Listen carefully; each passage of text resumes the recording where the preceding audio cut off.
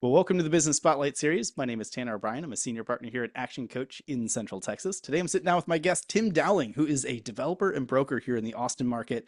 So excited to be jumping in, talking about a number of different things when it comes to development and business and kind of all that fun stuff. So, Tim, first of all, thank you so much for being here. Excited to jump in. Why don't we just start with a little bit of background? You tell us for those that don't kind of fully understand the developer market, the broker market, that kind of stuff, tell the audience a little bit about what you do, and then we'll kind of backstep into how you got there. There you go. Yeah, thank you for having me join you today. So my there's no clear definition of what I am. Is the best way to describe it. I got into real estate over 20 years ago. I have my own brokerage. It started off residential side. It ended up carrying over into well, it started off residential investments, single families, rolled to duplexes, rolled to apartments, mobile home parks, RV parks. So I had a progression moving more and more into the commercial aspect of it. And I determined that along the way, life is a building block. You just keep on building, building, building, building. So what am I going to be tomorrow? I don't know. What am I today? I don't know. But what I'm doing is I'm at the point with my building blocks that I partner with different people on different projects. I am in the process of getting permits and approvals to build a large apartment complex on the south side of Austin. It's a large one, 437 units. I'm not sure if you're familiar with the Moon Tower down south on Manchac. Okay, yeah, a little bit. It's down by Slot. I mean, further in. You're Georgetown. I'm closer to Mexico and Buda, but it's the southern end, and it's. But yeah, there's a big entertainment district that's being built off of Slaughter Lane. It's all within an ETJ, and I just had an opportunity. Had a bunch of friends that owned some cool stuff, and so we're building this apartment complex right directly behind the Moon Tower Saloon. And we're also going to be renovating the Moon Tower Saloon in the process and to kind of set it up for its new clientele coming from the apartments. I've also expanded that, and I'm also playing. As I mentioned, I'm in Buda. We're also developing an 18-acre site. It's really going to be an entertainment venue or a gathering spot for the community, but it's going to have the components of what they call medtail, medical retail, Mhm. traditional retail, and then the restaurant, bar concept, event center, playground, pickleball courts, volleyball. So the definition, I don't know what I do. I like to in a lot of ways. I say I herd cats. I heard a lot of cats. Yeah, in some degree that still like it is the expression for probably most business owners that kind of Yes, team and all that kind of stuff. exactly. Anyways, it's a good way. I had actually heard that from one of our clients I think recently that that they're like chief cat herder. Yeah, Yes. yeah, you're probably not wrong there. We have Uh, wounds all over us and all the yeah. rest, but we're keeping them. We're trying to keep them in that tight rope area. Yeah, yeah. So I love it. So talk to me a little bit about kind of the progression. So you mentioned kind of from real residential and then kind of progressing up from there. For those that have always kind of thought about, hey, eventually one day maybe I want to kind of get into some real estate investing, kind of work my way up. What did that progression look like for you? Like how did you make that shift from starting maybe in residential and then shifting into duplexes and just continue to kind of grow the I don't know, property portfolio from there? Kind of walk us through what that progression was like for you as you went through it. So my first rental house was actually my own home. I lived in it. I was moving to my second house, and I was like, wow, I wonder if I can get approved to keep this house, put a tenant in it, because number one, it's an easy way to get in. I think they call it almost like a house hack because you're able to get in a low interest rate because owner occupy. You live there for a period of time, and then you're never going to get a basis like that. And then also with the progression of time, you've already got some equity built up. So I did that one. And then I read that wonderful book, Rich Dad Poor Dad, the Cash Flow Quadrant. Have you ever read that one, Tanner? Oh yeah, that's a great one. Definitely Yeah. recommend it for most of the audience too. Well, I read it first time, didn't make it. I just put it down. I was done. 3 years later, it was going through the crash of '08. I happened to be I had a great opportunity. I was selling HUD homes. I was working Mm, with a group, and so we were doing it wasn't a great time for a lot of folks. Foreclosure time, HUDs, the FHA type loans. I picked the book back up and I read it again, and all of a sudden the sparks hit. And so what I ended up doing is I started looking at other types. I couldn't purchase HUD homes because I was contracted to sell them. But what I was able to do is buy other bank foreclosures. And so mm. I always joked around that I bought broken homes, and I'm not kidding. Broken slabs, just messed up all over the place.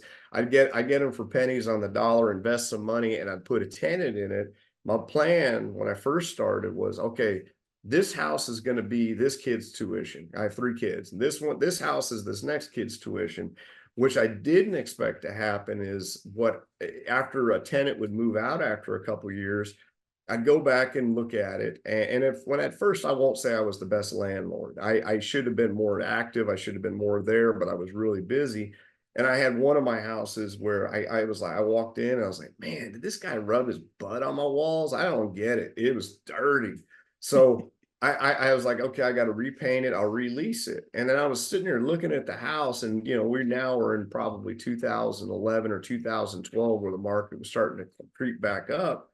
And I was like, if I put about 10 grand in and upgrade this kitchen, I bet you I could. And I bought it for, it was a hoarder home. And I bought it for a steal, had to put 20 grand to make it livable. And I'm not kidding either. It was the weirdest hoarder home. Have you ever heard of a building materials hoarder? Not like a trash hoarder, because I've had those too. I'm Building talking the guy materials. had 2x4s and every kind of building material stuffed through this entire house.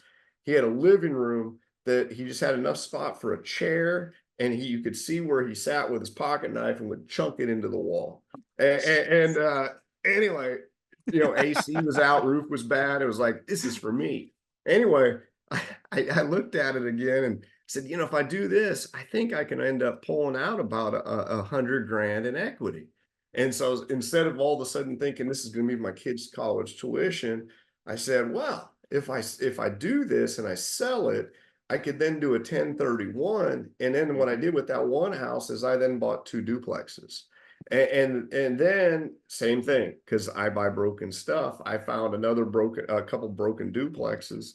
One of them in particular, it was a year and a half into it. Next thing you know, I find out the plumbing underneath had broken. It was cast iron. I knew Mhm. it was a possibility because it already had foundation issues. Was fixing that up, and I looked at it again and I said, huh, if I do this, this, and this. And so next thing you know, I have $250,000 coming out of one of the duplexes, not just, the second one. That was a separate story.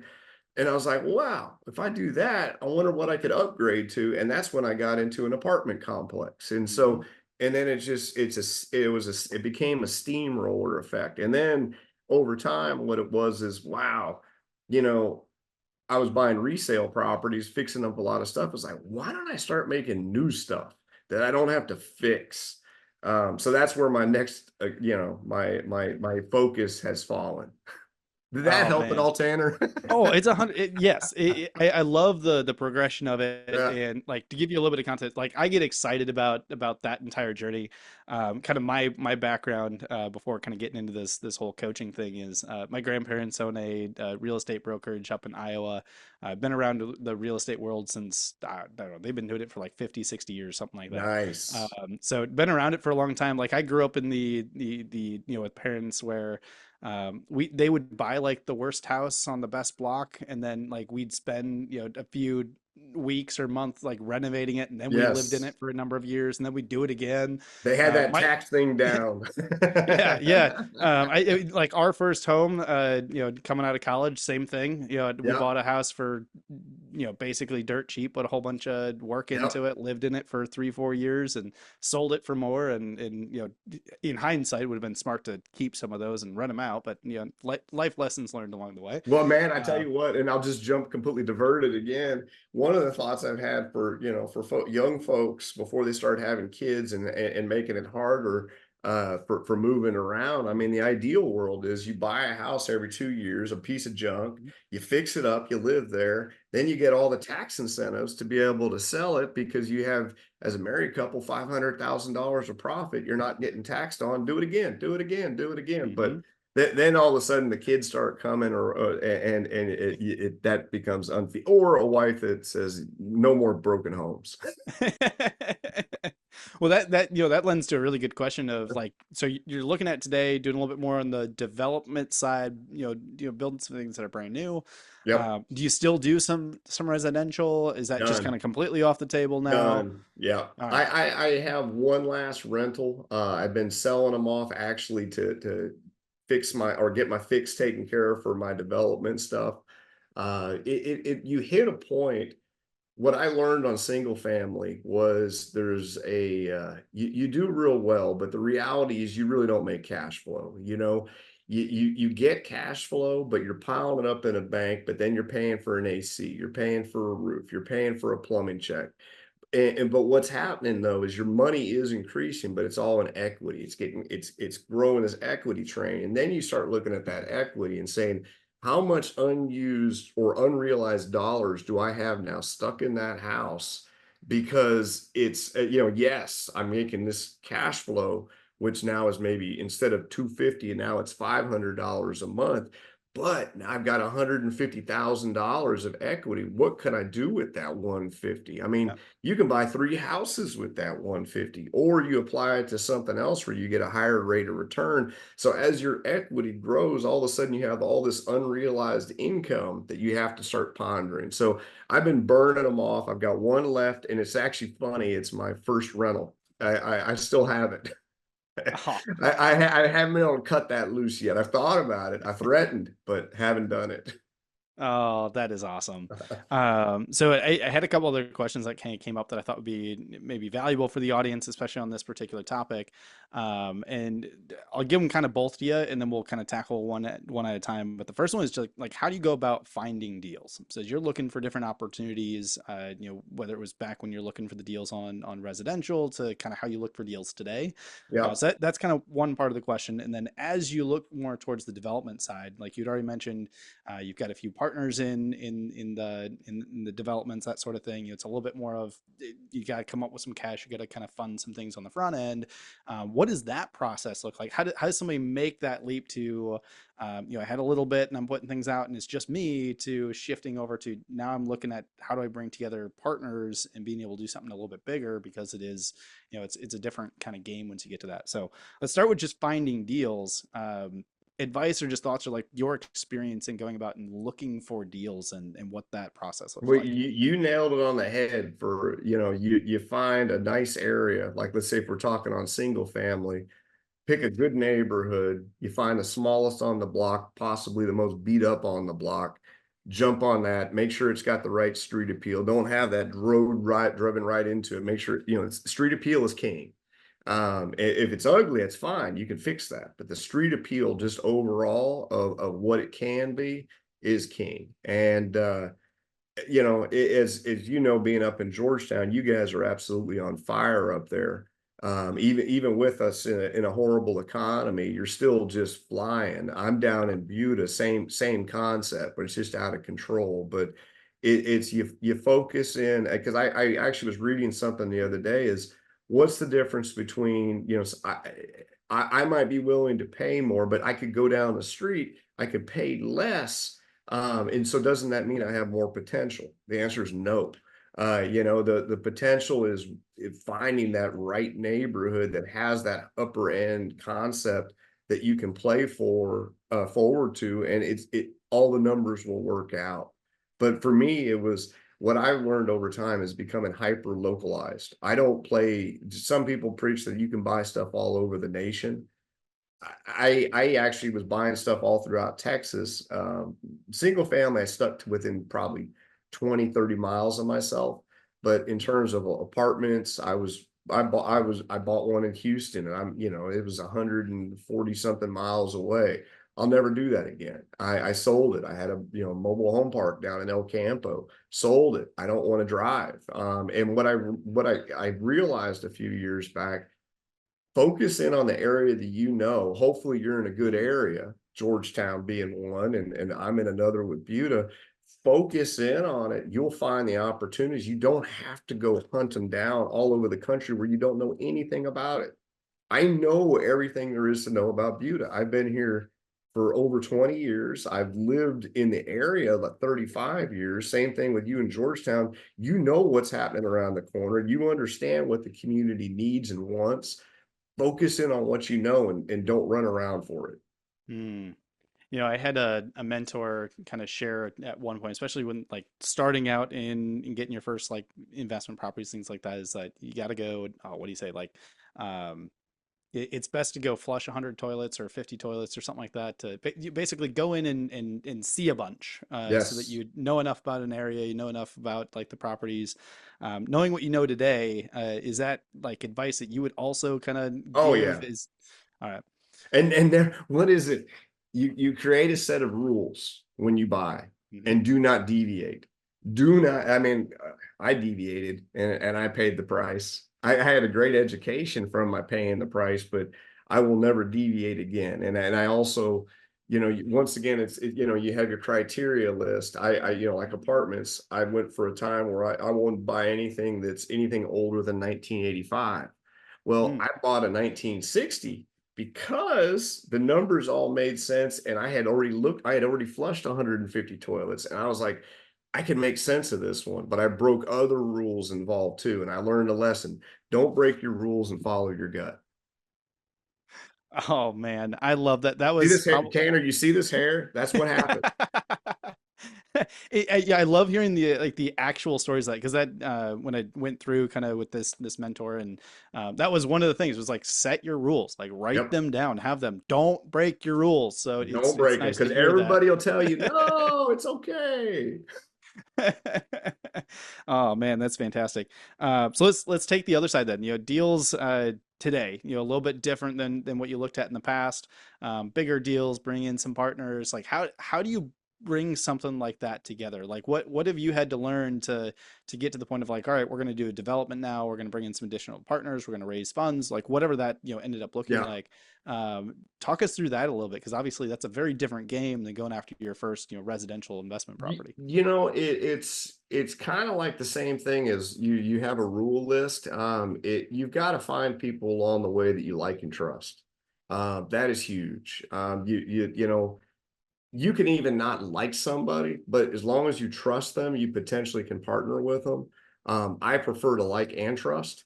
Mm, But you have to interview people, just like a job is. Do I have the same beliefs, goals? Because when you're getting into something this deep, it's not something you can change your mind in at 6 months. At the apartment we're working on, I started the process of trying to get it under contract and put together almost 4 something years ago.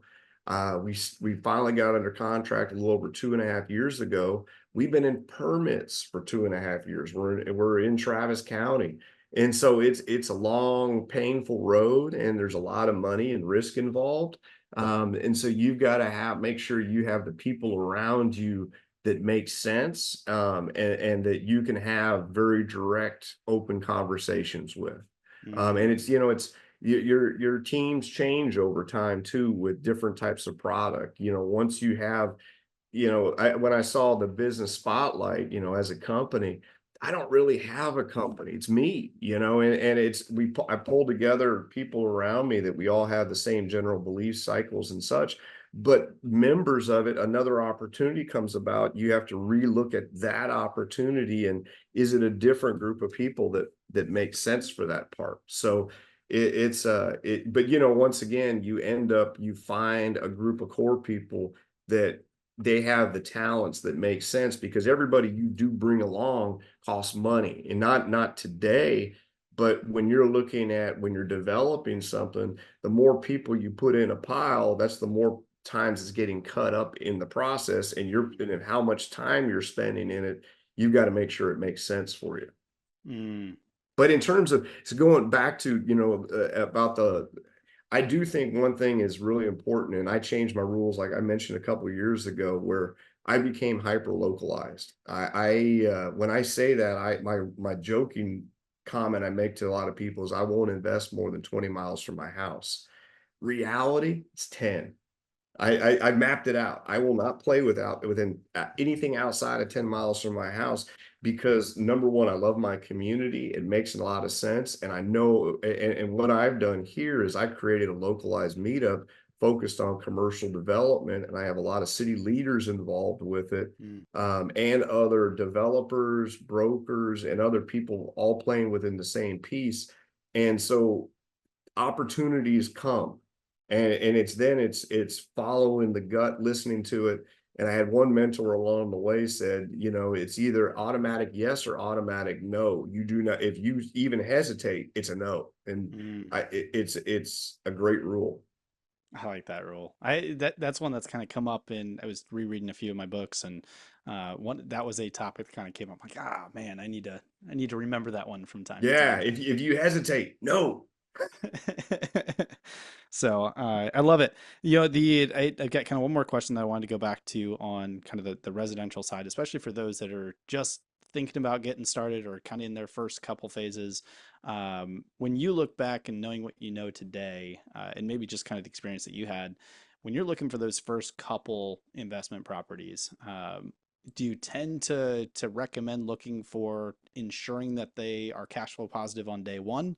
Or are you looking more for capital growth and ones that have, maybe they don't cash flow today, but That's a tough down the one, road makes it man, look better. Tanner. You're throwing a tough one at me. So, the times have changed. When I started the game, there you could have both. You could have in the cake and you could eat it too.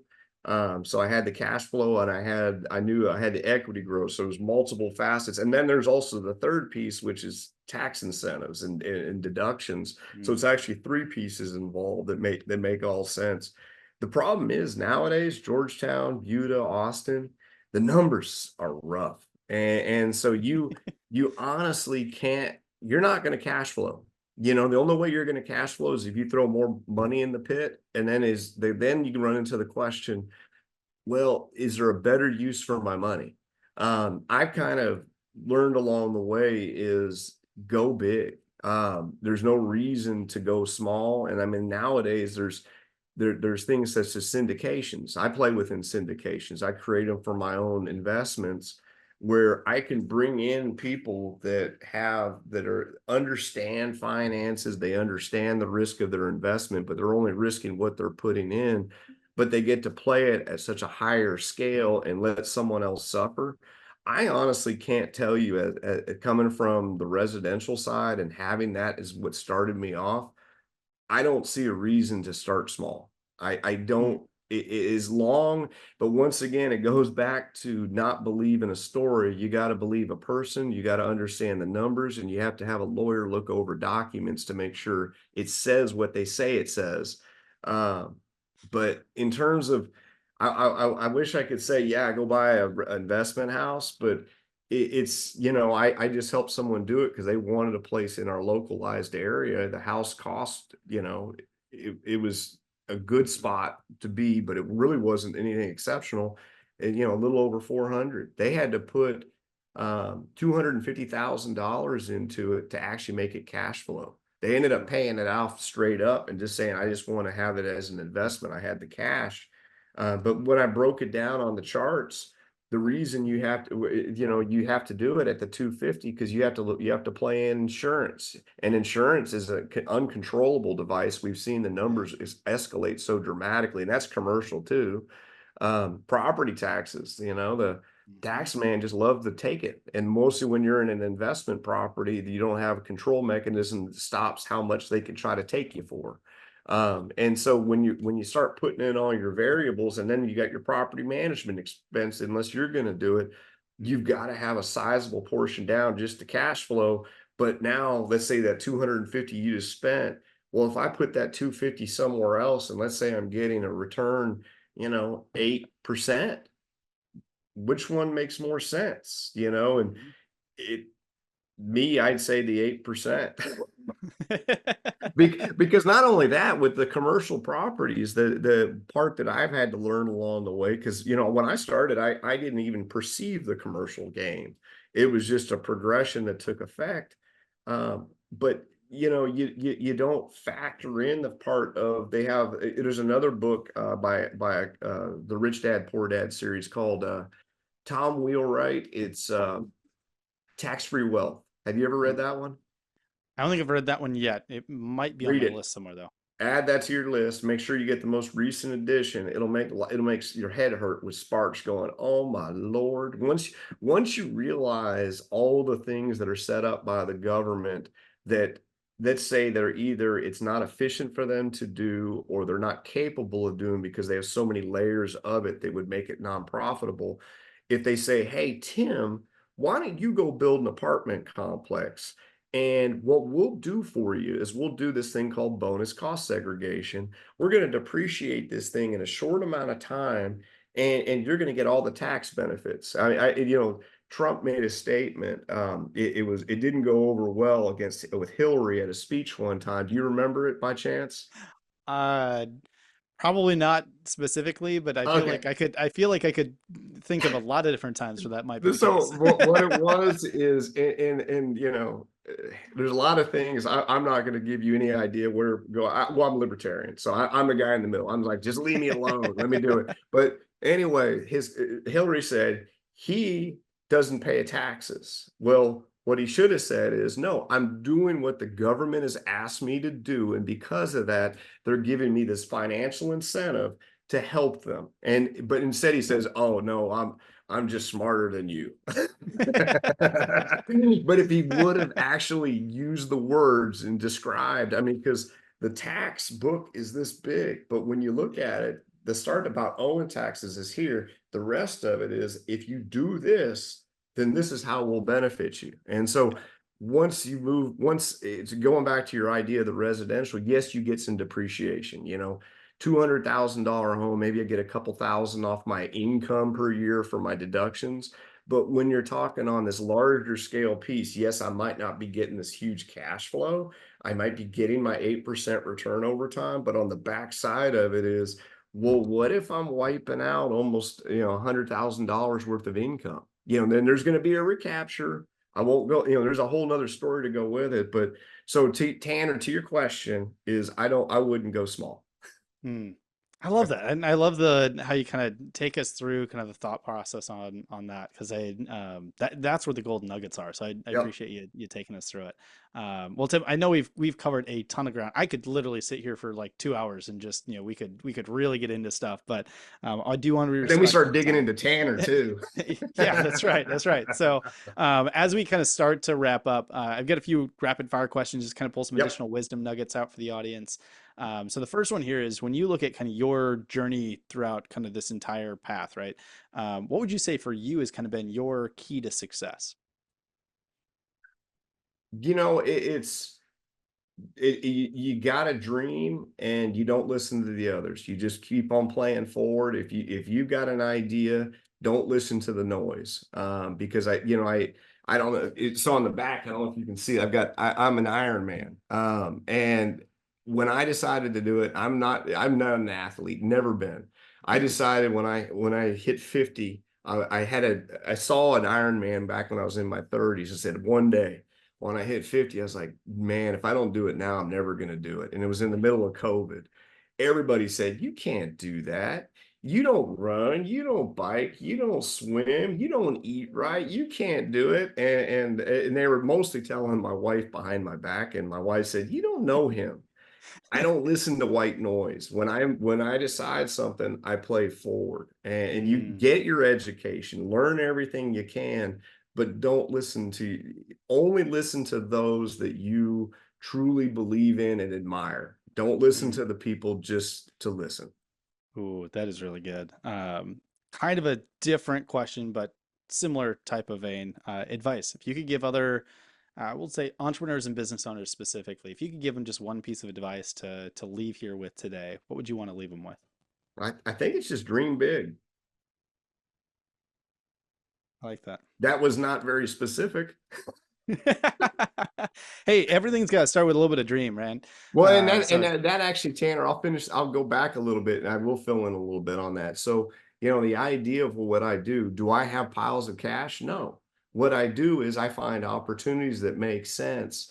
And then I put all I de-risk it. I do all my searching, I have my civil engineer, my architect, I have engineers that are looking into the dirt samples. I was just on a phone call having a geotech ordered on one of the sites. And so I do all the de-risking, but then guess what? If I find an opportunity that makes sense and when I break it down on the numbers, then I turn around and say, hey, who wants to invest? And it's like, and then not only that, it's not only who wants to invest, but then it's like, oh, wait, this is a guy that's hyper localized. He understands exactly what's happening where he's at, and he's risking all of his time and money.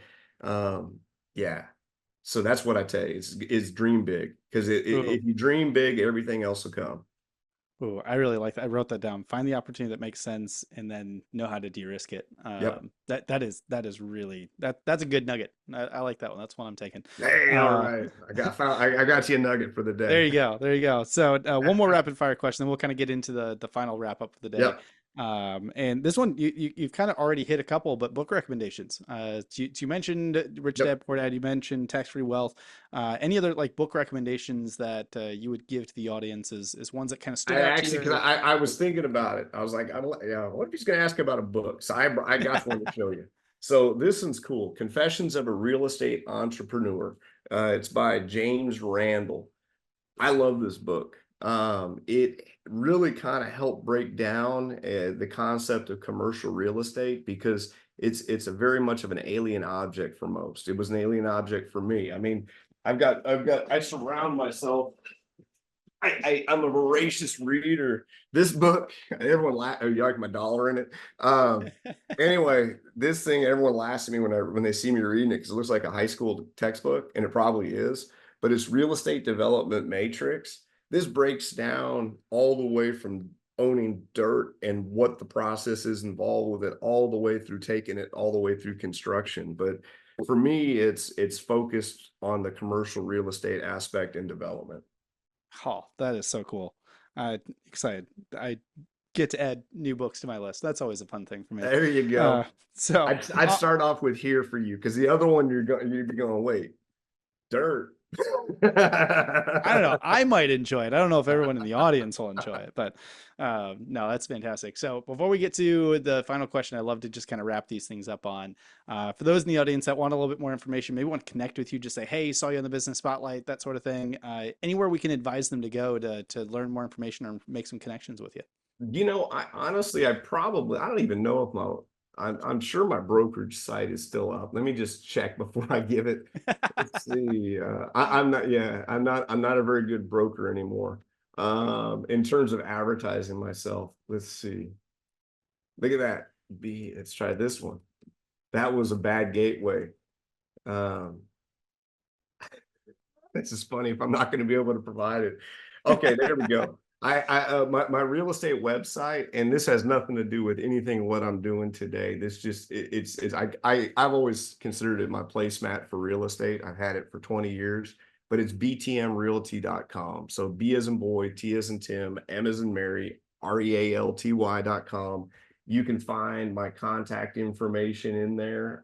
Maybe I'm checking that too. Oh yeah, look at that. No, wait, that is my wife's number. Well, and the email's wrong. I'm gonna fix that. But yeah, if you do the Tim at btmrealty.com, you can always get hold of me and also on LinkedIn. Perfect. I love LinkedIn. I'll definitely put that up there for those in the audience. I think that Tim, that's I think how Uh, we connected initially was LinkedIn, yes, things like that. But yes. for those that are watching, like take a moment, go click on the LinkedIn profile, check Tim out, send him send him a message, say, hey, saw you on the Business Spotlight, amazing Send one to conversation, inspired Tanner. me, and His team will coach you. that's right, that's right. So as we wrap up, one final question for you today, Tim, and that is simply, what is most inspiring to you today? You know, it's community. I about a year and a half got really involved with my community. As I mentioned, I have a meetup that's focused on commercial development.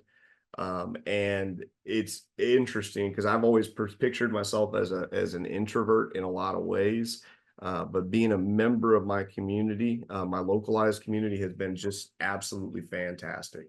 And then my happiness of the day is yesterday we submitted what's called an SDP, a site development plan, to the city on part of my development. So milestone check. Oh man, that's amazing.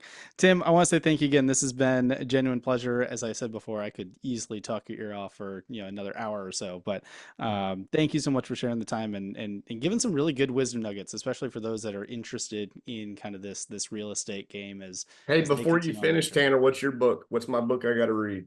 Ooh, man, I'll give you one that I just finished. It's Essentialism by Greg McCowan. Okay. It's really just making sure that putting focus on on the right things and getting rid of the noise of all the other stuff. Is one that I've read a couple times. I just read it, so it's top of mind for me, but definitely a good recommendation out there. Awesome. So very cool. Tim, thank you so much. Thank you, Tanner. Have a wonderful one.